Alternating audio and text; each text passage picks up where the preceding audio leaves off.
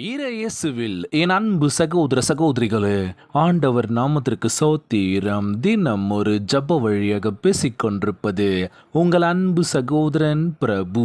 எப்படிங்க இருக்கீங்க? இன்றைய நாள் எப்படிங்க போச்சு உங்களுக்கு? மகிழ்ச்சியாக இருந்தீங்களா? எப்போவுமே சந்தோஷமாக இருங்க.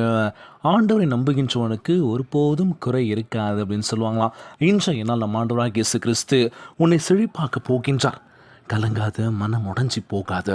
இன்றைய நாள் நம்ம ஆண்டவராகிய இயேசு கிறிஸ்து நான் உன்னை விட்டு விலகுவதும் இல்லை, உன்னை கைவிடுவதும் இல்லை என்று வாக்கு கொடுத்திருக்கின்றார். இன்றைய தினம் நம்ம வாழ்க்கையில் எவ்வளவோ இழந்திருப்போம், எவ்வளோ உறவுகள் நம்ம விட்டு போயிருக்கலாம், எவ்வளோ பேர் நம்மளை காயப்படுத்திருக்கலாம். ஸோ கலங்காமல் திடகாத்திரமாக நம்பிக்கையோடு நம்ம இருக்கும். பார்த்தீங்களா, யாரா இவன் எவ்வளோ விஷயம் இழந்து நிற்கிறான், ஆனால் கல் மாதிரி இருக்கான் பார்த்தியா, நம்பிக்கை ஒரு போதும் இழக்காதவனாக இருக்கான் பார்த்தியா. நிச்சயமாய் நீங்கள் இழந்த அனைத்தையும் நம்ம ஆண்டவராகிய இயேசு கிறிஸ்து திரும்ப கொடுக்க போகின்றார். அதனால் கலங்கியோ சோர்ந்து போயோ தப்பான முடிவுகள் எடுக்க வேண்டாம் வாழ்க்கை அப்படின்னு சொல்லுவாங்களாம். இன்றைக்கி சின்ன ஒரு பிரச்சனைனாலும் சரி, சின்னதாக யாராச்சும் ஏதாவது சொல்லிட்டாலும் சரி, என்ன பண்ணுறாங்க? தப்பான முடிவுக்கு போயிடுறாங்க. இன்றைய நாள் நம்ம ஆண்டவராகிய இயேசு கிறிஸ்து ஒருபோதும் நீ தனிமையில் இல்லை, தப்பான விஷயங்களை பற்றி யோசிக்காத, தப்பான சிந்தனைகள் வேணாம். நீ எதை பற்றி யோசிக்கிறியோ, உன் வாழ்க்கைக்கு என்ன தேவையோ அதை நோக்கி ஓடிட்டு நிச்சயமாக நான் உன்னை ஆசீர்வதிக்கிறேன் அப்படின்னு சொல்லி இன்றைய நாள் உண்மையுள்ள மனுஷன் பாக்கியவான் அப்படின்னு சொல்லுவாங்களாம். அம்மாவா இல்லையோ, நம்ம இன்றைக்கி கீழ்ப்படுதலோடு நம்ம செய்யக்கூடிய ஒவ்வொரு விஷயம் வாழ்க்கையில் வெற்றி கொடுக்கும் அப்படின்னு சொல்லுவாங்களாம். நீங்கள் உண்மையுள்ள பிள்ளைகளாக இருக்கின்ற பொழுது எதற்கு கலங்கணும்? ஏசப்பா என் கூட இருக்காரு. எதிர்பார்ப்பை கண்டு பயப்படாதிருங்கள். இதுதான் முக்கியமான ஒரு விஷயங்க. இங்கே நம்ம எதிர்பார்த்து காத்துட்ருக்கோம். என்ன விஷயத்துக்கு? எனக்கு இவங்க இந்த வேலை வாங்கி தரேன்னு சொன்னாங்க, எனக்கு இவங்க இது பண்ணுறேன்னு சொன்னாங்க, நான் காத்துட்ருப்பேன், எதிர்பார்த்து உட்காந்துட்ருப்பேன். ஆனால் அந்த விஷயம் கிடைக்கல அப்படின்னும் போது எப்படி இருக்கும்ல, என்னடா இது அப்படி சொன்னாங்களே, நான் பார்த்துக்கிறேன், நான் ஒன்று தூக்கி விடுறேன், நான் அந்த வேலை வைக்கிறேன், நான் இதை பண்ணுறேன் அப்படின்னு சொன்னாங்களே, ஆனால் எதுவுமே பண்ணலையே. ஒன்று மட்டும் தெரிஞ்சுக்கோங்க, வாழ்க்கையில் அவங்கவுங்களுக்கு அவங்க வாழ்க்கையில் ஜெயிக்கணும்னு தான் ஓடுவாங்க தவிர, ஐயோ இவன் ஜெயிக்கணும்ப்பா, இவனை நம்ம கூட்டிகிட்டு ஓடலான்னு சொல்லி ஒருபோதும் நம்ம கையை பிடிச்சிட்டு கூப்பிட்டு போக மாட்டாங்க.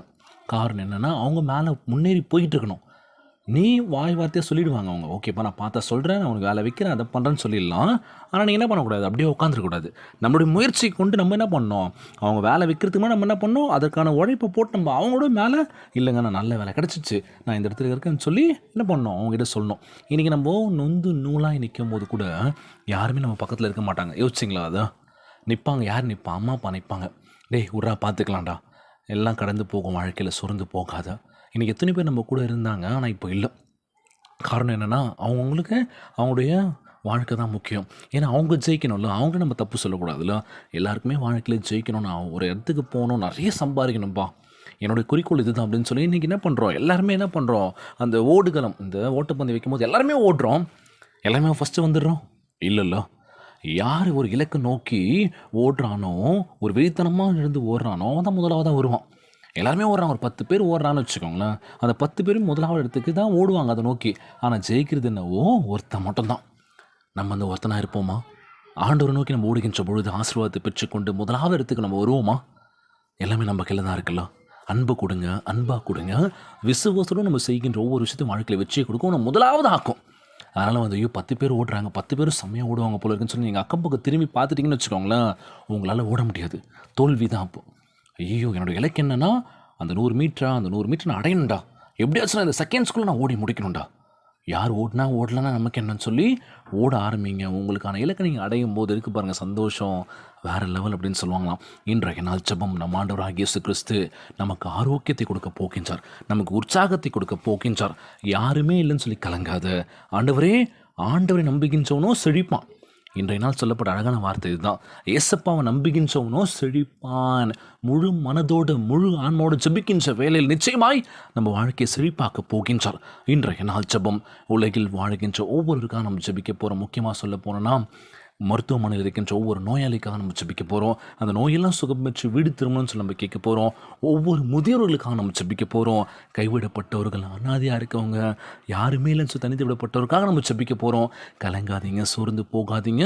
ஒவ்வொரு குழந்தை செல்வங்களுக்காக நம்ம ஜெபிக்க போகிறோம். அது மட்டும் இல்லாமல் இந்த வெயிலின் தாக்கம் ரொம்ப அதிகமாகவே இருக்குது, மக்கள் எல்லோரும் பாதுகாப்பாக இருக்கும்னு சொல்லி கேட்க போகிறோம். இன்றைய நாள் ஜெபம், ஜெபத்திற்குள்ளாக பயணிப்போமா? எங்களை மிகவும் அதிகமாக நேசிக்கின்ற அன்புள்ள ஆண்டவராகிய இயேசுவே, இன்றைய நாள் வாக்குறுதி வசனத்திற்காக நன்றி ராஜா. ஆண்டவரே, நாங்கள் உம்மை முழு மனதுடன் நம்புகின்றோம் அப்பா. நீர் எங்களுக்கு ஆசீர்வாதங்களை தந்திருப்பதைக் கண்டு மற்றவர்கள் பொறாமை கொள்ளும்போது நீரே எங்களை காத்து கொள்வீர் என்று நம்புகிறார் இயேசப்பா. பொருளாசையோ எதிர்பார்ப்புகளோ எங்கள் சமாதானத்தை குலைத்து போடாதபடி, எங்கள் சந்தோஷத்தை திருடி கொள்ளாதபடி காத்தரல வேண்டும் என்று கேட்கிறான். ஆண்டவரே, நீர் இஸ்ரவேலை நிரப்புவதைப் போல எங்கள் வாழ்வில் எப்பக்கத்திலும் நிறைவு காணும்படி செய்வீராக. எங்கள் மீதான தாக்குதல் எல்லாவற்றையும் உம்முடைய வல்லமைக்குள் கிருபைக்குள் சாட்சியாக மாற்றியறல வேண்டும் என்று கேட்கிறேன் இயேசப்பா. எதிர்பார்ப்புகள் வரும்போது நீர் எங்களோடு கூட இருப்பதை உணர்ந்து நாங்கள் பயப்படாதிருக்க உதவி செய்வீராக. உம்முடைய ஞானத்தையும் தெய்வீக பெருக்கத்தையும் நற்பெயரையும் எங்களுக்கு தந்தரல வேண்டும் என்று கேட்கிறேன் இயேசப்பா. நாங்கள் பொறுமையோடு காத்திருந்து வெற்றியானது உம்முடைய உண்மையான அன்புக்கு மற்றொரு முன் சாட்சியாக விளங்க வேண்டும் என்று கேட்கிறேன். ஆண்டவரே, நீர் எங்களுக்கு கேடயமாக எங்களுக்கு வேண்டியவற்றை தருகின்றவராகவும் எங்களுக்கு பலனாகவும் இருப்பதற்காகவும் சோத்திருக்கின்றனப்பா. இந்த ஜபத்தை கேட்டுக்கொண்டிருக்கின்ற என் அன்பு சகோதர சகோதரிகள், என் அன்பான உறவுகள் எல்லோரும் பார்த்துக்கோங்கப்பா. யாருக்கு எந்த கஷ்டங்கள் துன்பங்களை கொடுத்துடாதீங்க ராஜா. நோய் நொடியினால் அவதிப்பட்டு கொண்டிருக்கின்ற ஒவ்வொரு சகோதர சகோதரிகளை உமது கரங்களால் தொட்ட நோயில் அகற்றி போடுவீராக. உம்மால் கூடாத காரியம் ஒன்றுமில்லை ஆண்டவரை. எல்லோரையும் பார்த்துக்கோங்கப்பா. ஒவ்வொரு குழந்தை செல்வங்களையும் ஆசீர்வதிங்க. உடல் தெம்பும் வலிமையை கொடுங்கப்பா. ஒவ்வொரு குடும்ப உறவுகள் ஒற்றுமையோடு சமாதானத்தோடு இருக்கணும்னு கேட்குறேன் ஏசப்பா. எல்லையில் பாதுகாப்பு படையினர் காஷ்மீர் இந்த தாக்குதலில் உயிரிழந்த ஒவ்வொருவருக்காக ஜெபிக்கிறேன் ஆண்டவரே. இந்த மாதிரி தாக்குதல் நடைபெறாமல் இருக்க உதவி செய்யுங்கப்பா. எல்லோ மக்களும் ஒத்துமையோடு சமாதானமாக இருக்க வேண்டும் என்று கேட்கிறேன் ஆண்டவரே.